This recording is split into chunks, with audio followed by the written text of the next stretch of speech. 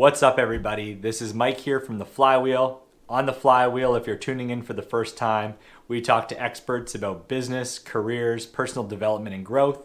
Today, we're going to be covering an amazing topic, talking to four people about the decision around careers and kids, getting some of their input, some unsolicited feedback and advice that might help you or somebody you know crossing this decision right now. So let's jump into it. Hi, I'm Julianne Walker. I'm the Surface Solutions Lead for Microsoft's Small and Medium Business segment.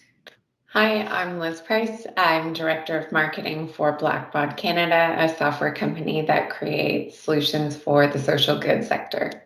Hi, my name's Anastasia, and I am the Events Manager with the Oakville Chamber of Commerce. Hi, I'm Melissa Granite. I'm the Education Marketing Lead for Microsoft Canada. So for each of you, while you were deciding on the length of your maternity leave, how long did you decide to take, and what were some of the key considerations and things you had to think through or were thinking through when making that decision? So my maternity leave was for 12 months. My maternity leave was in the entirety of the pandemic. My son was born the first week of the lockdown. So definitely an interesting experience. Had I known, maybe I would have done 18 months, not sure.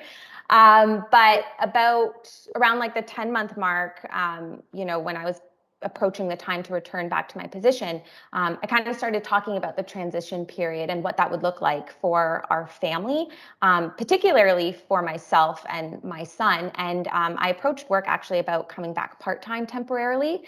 So for 3 months, I'm part-time, coming to an end shortly, and then I'll resume my full-time position. And my company is very, very understanding and very accommodating of that.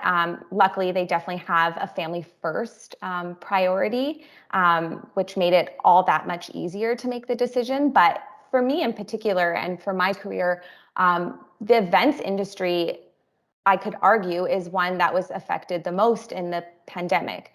So I was not only coming back to work in a pandemic, but coming back to work in a pandemic in essentially a completely new role. I had to relearn my job and for how that works today and what today is. So that was definitely new and challenging, but also exciting. And of course, as a mom, I have to talk about my son. It was a change for him. I mean, we were essentially in isolation the entirety of the maternity leave. I mean, he's been in a grocery store like twice. So for him to now go to daycare full time, I was worried. I was scared, and I was fortunate enough to be able to take that extra time. So that's how it worked for me. For my mat leave, I originally was on track to take 12 months. I ended up taking 10, personally because my baby was also born during the pandemic. He was born at the end of January in 2020. So we really didn't have a typical mat leave, same as Anna. We were in isolation pretty much the whole time, except for the summer months. We could go outside and do some baby classes in parks. But it got to the point, I admit, towards the end, I felt so lucky and fortunate to have him after everything I had been through. But I won't lie, I had a bit of mom burnout. I missed work. I missed interacting with people. I mean, also, I think that comes along with the pandemic isolation period, but I just craved going back to work. So I ended up contacting my boss and saying, hey, I think I want to come back a bit early in December specifically, so I could ease back into work, get back into routine with work, and figure out how we were going to balance childcare and my career. So for me, it really worked out well because I could ease in. We hired an amazing nanny that we were lucky enough to have come in and take care of our little boy.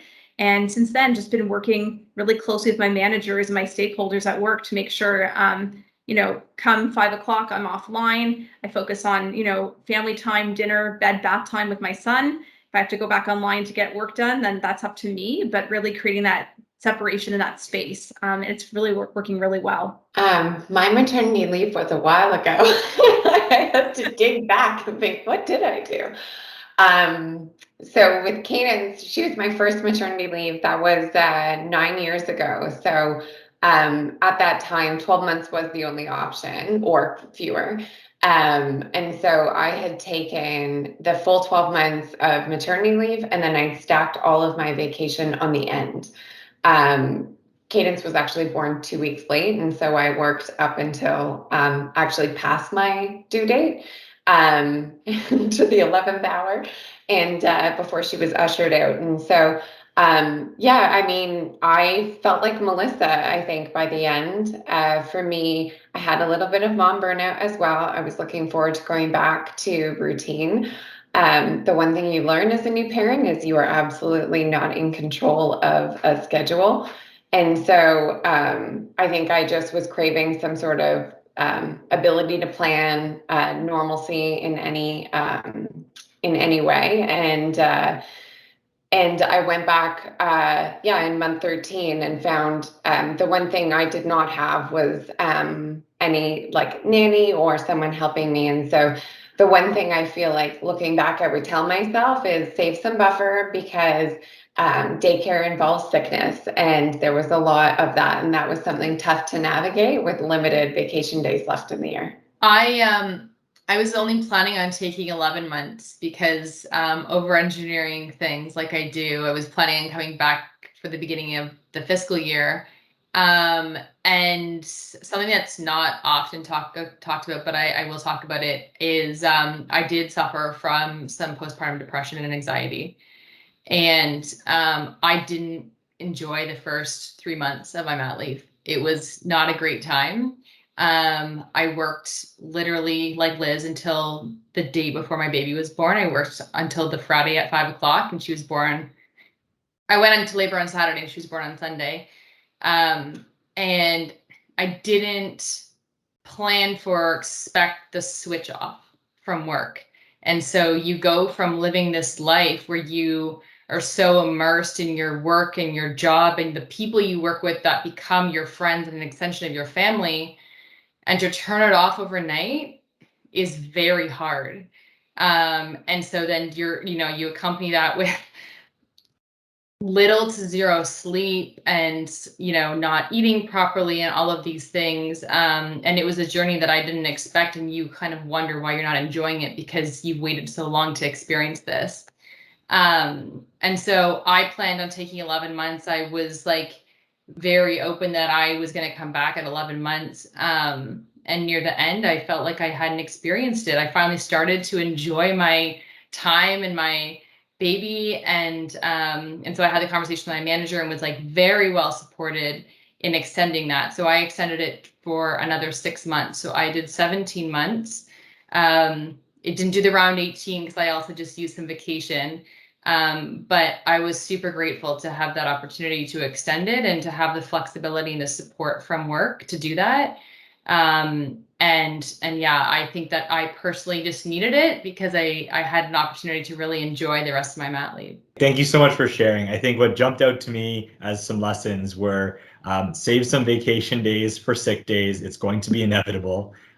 Go into it with a plan, but work closely with your manager, because there's most likely a chance you're going to want to create some type of flexibility to either extend, shorten, or come back in some modified way as you transition back.